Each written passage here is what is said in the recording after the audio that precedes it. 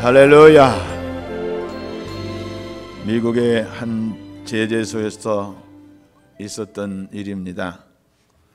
아주 성실한 직원이 한 사람이 있었는데 그를 통한 감동적인 이야기가 이미 여러분도 혹 아시고 있을지 모르겠습니다만은 참 은혜를 줍니다. 그는 정말 성실하게 자기 직장을 다니면서 열심히 일을 했습니다.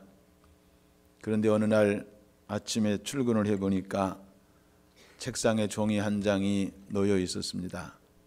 해고 통지서였습니다.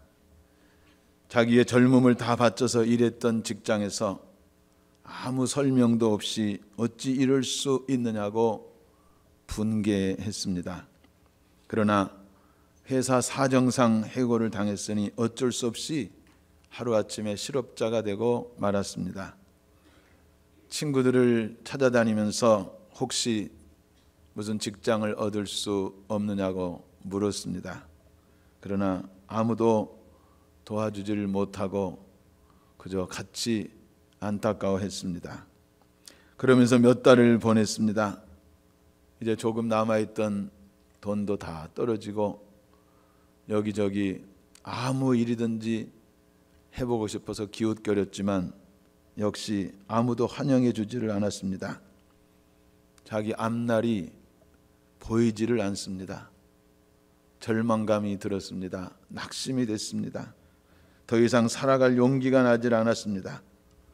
그래서 하루는 밤에 늦게 집에 들어와서 자기 아내에게 자기 심정을 털어놨습니다. 여보, 내가 아무리 애를 쓰고 직장을 찾고자 해도 찾을 수가 없어. 이제 더 이상 살아갈 용기도 나지 않소. 이제 나는 끝장인 것 같소. 이것이 나의 마지막인 것 같아요. 자살하고 싶소. 그렇게 정말 울면서 이야기를 했습니다. 그때 그의 아내가 남편의 손을 꼭 잡고 말했습니다. 여보, 힘을 내요. 당신은 지금까지 친구들을 만났고 당신의 재주와 그 노력, 그런 지식을 가지고 뭔가 해보려고 했는데 한 가지 아직 안 한 게 있잖아요. 하나님 앞에 나아가 기도를 안 했잖아요. 한번 부탁하니 기도해 보세요. 정말 정직하게 하나님 앞에 간절히 간구해 보세요. 그리고 용기를 줬습니다. 아내의 간절한 말을 듣고 자기 방에 들어가 가지고 생각해 보니까 정말 하나님 앞에 기도를 해본 적이 언젠지 기억도 잘 나질 않습니다. 그래서 그때부터 무릎을 꿇고 기도하기 시작합니다. 교회에 나아가 가지고 새벽부터 기도를 하는데 기도 시간이 점점 길어집니다.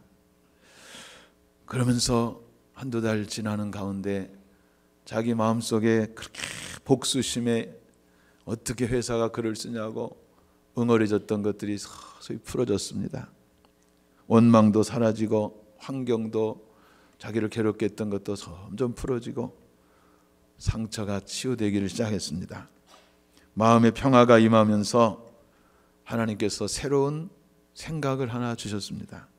그래서 가까스로 여러 사람들에게 은행에도 찾아가 보면서 돈을 좀 빌렸습니다. 그리고 조그만 건축업을 시작을 했는데 하나님께서 도와주시고 은혜를 베푸시니까 잘 되었습니다. 그리고 5년 만에 아주 건전한 작은 호텔업을 시작을 했습니다. 그것이 지금의 세계적인 호텔 체인인 홀리데이 호텔이 되었습니다. 그 창업자가 바로 제재소에서 하루아침에 해고 통과를 받았던 캐몬스 윌슨이라고 하는 분입니다. 성도 여러분, 우리가 살다 보면 무슨 잘못한 것도 없는데 큰 어려움 만날 수 있습니다. 환경적으로, 국제적으로, 또 아니면 갑자기 어떤 불행한 일도 올 수 있습니다. 그때 낙심하기 쉽고 절망할 수 있으나 하나님의 자녀들에게는 그때가 바로 하나님을 만날 때입니다. 하나님이 도와주시려고 큰 팔을 벌리고 기다리고 계십니다. 주님은 아예 말씀하십니다. 수고하고 무거운 짐진 자들아, 다 내게로 오라. 내가 너희를 쉬게 하리라. 주님은 언제든지 그 품 안에서 쉬게 하시고 새로운 것으로 안겨주셔서 일으켜 주시는 것입니다.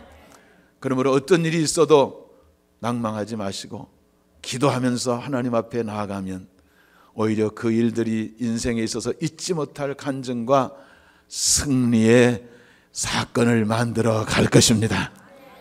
오늘 우리가 읽은 이 사무엘상 7장은 바로 그런 놀라운 일을 하나님께서 보여주신 내용입니다. 그 유명한 이스라엘 역사상에 있어서 하나님께 은혜 받았던 미스바 영적 대각성 부흥운동의 모습입니다. 여러분, 부흥이라고 하는 것은 쇠잔하고 침체되고 넘어지고 쓰러지고 절망하고 다시 일어날 수 없을 그런 상태에 있던 것이 다시 일어나서 왕성하게 되는 것을 말합니다. 실패하고 문 닫고 망할 수밖에 없었던 사업이 다시 일어나서 활기차게 성장하고 부흥하고 발전하는 것, 이것이야말로 리바이벌입니다. 신앙의 부흥도 마찬가지입니다. 교회는 똑같이 오래 다녔는데 언제부터인지 심령이 메마르고 삭막해져서 기쁨도 사라지고 감사도 없어졌습니다. 기도와 찬양은 언제 살았는지 알 수가 없고 그저 공적 예배 드릴 때만 그저 따라하게 되었습니다.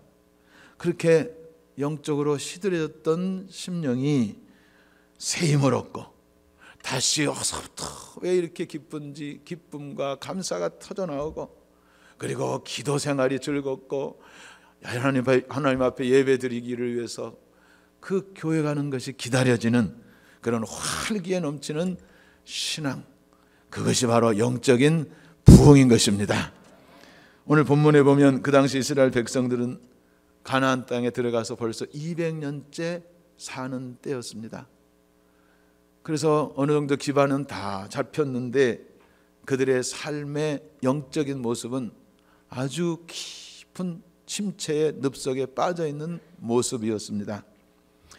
하나님을 믿는다고 하는 거룩한 백성, 선민, 그 타이틀은 갖고 있었는데 마음만 그랬지 실제로는 그 가나안 땅에 있던 여러 우상들을 자기 집으로 가져와 가지고 눈에 보이는 그것을 가슴에 품고 그리고 그것들을 의지하는 것입니다.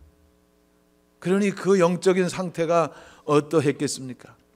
더군다나 밖으로는 블레셋이라고 하는 이 엄청난 호전적인 이 족속이 계속 틈틈이 와가지고 약탈해가고 전쟁을 일으키고, 그러니까 영적으로도 육적으로도 환경적으로도 너무 괴로운 그런 상황에 있었습니다.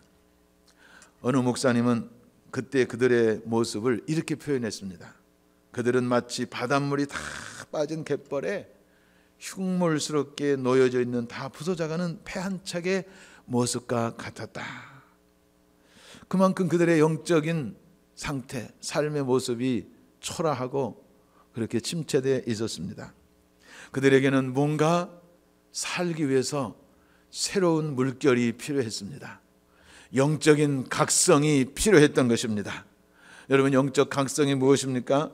그 분야에 아주 권위자였던 크루프라고 하는 분이 있는데 이렇게 얘기했습니다. 영적 각성은 하나님께서 개인과 교회와 국가와 또는 전 세계에 필요할 때에 특별한 방법으로 찾아오셔서 다시 일어나서 수많은 사람들이 하나님께 돌아와 친밀함을 회복하고 은혜를, 그 삶을 풍성하게 다시 받아 누리는 것이다 그랬습니다. 또한 세계 기도 합주의 총재를 지냈던 데이빗 브라이언트라고 하는 분은 이렇게 영적 각성을 말했습니다. 하나님께서 잠들어 있는 그리스도인 하나님의 자녀들을 깨우심으로 하나님을 향한 새로운 신뢰와 사랑을 회복하고 그때부터 다시 말씀에 순종함으로 하나님의 약속을 받아 누리는 그런 것이 바로 영적 각성이라고 했습니다. 참으로 마음에 와닿는 말씀이라고 여겨졌습니다. 왜냐하면 저에게도 우리 교회에도